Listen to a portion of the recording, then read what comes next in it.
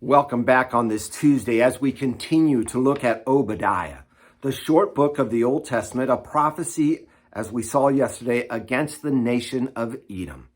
Let's continue with verse 5. If thieves came to you, if plunderers came by night, how you have been destroyed.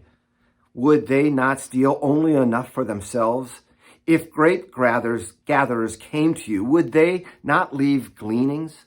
How Esau has been pillaged, her treasure sought out. Two examples that he uses there, that if a thief comes and steals from you, he'll only take what he needs or what he can carry, right? He would leave the rest. A person who takes the grapes, gathers grapes, will leave gleanings, will leave some behind that aren't as good. But Esau, Edom, will be plundered. Its treasures sought out, every last one of them. Let's continue with verse 7. All your allies have driven you to the border. Those at peace with you have deceived you. They have prevailed against you.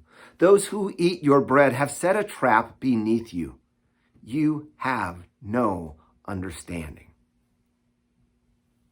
In this part, in this verse, the allies aren't even helping Edom. Those that they relied on for help in other times, they are either assisting the enemies or they are refusing to help, or maybe even refusing the refugees, as we'll see, as we see here as well. There is a lack of discernment. Edom was known for their wisdom, but here it says, you have no understanding. You don't know what is up against you, what the Lord will do. You can't understand why your allies have abandoned you. All of those tie into the punishment that's coming upon you because of the Lord. Let's again read verses 8 and 9. Will I not on that day, declares the Lord, destroy the wise men out of Edom, and the understanding out of Mount Esau? And your mighty men shall be dismayed, O Teman, that every man from Mount Esau will be cut off by slaughter. Again, looking at this passage, the men of Edom were known for their wisdom, connecting with the second half of verse 7. Showing that their understanding will be cut off, that their wisdom will not be as great as they think it is. Like for us, so often we think of ourselves as having great wisdom, but we are not as wise as we think we are. The foolishness of God is greater than man's wisdom, it says in 1 Corinthians. The second part of the verse, by the way, when it talks about Mount Esau, if we look at the map, we see that a lot of the western border is mountainous.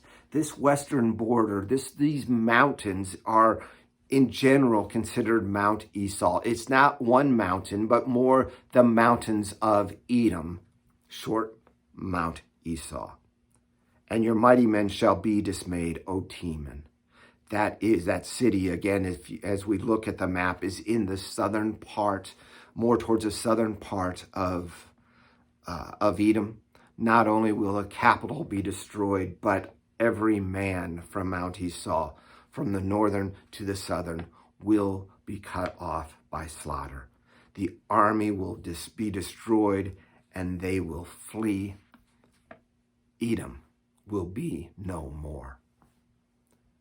Words of judgment. And tomorrow, as we look at this passage a little bit more, continuing with verse 10, we find out why the judgment, why the Lord is calling upon this for the people of Edom. We'll see you then. God bless.